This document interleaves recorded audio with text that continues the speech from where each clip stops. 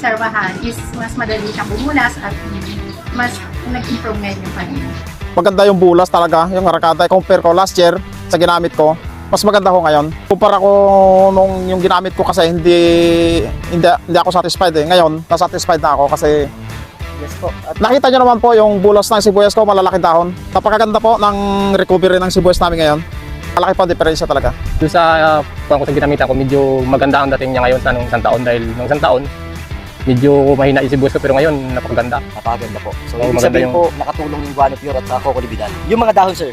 Ay, wala ka masabi, maganda talaga, makintab. Gandang gamitin sa kanya yun, pang basal para gumanda lalo yung kanalupa.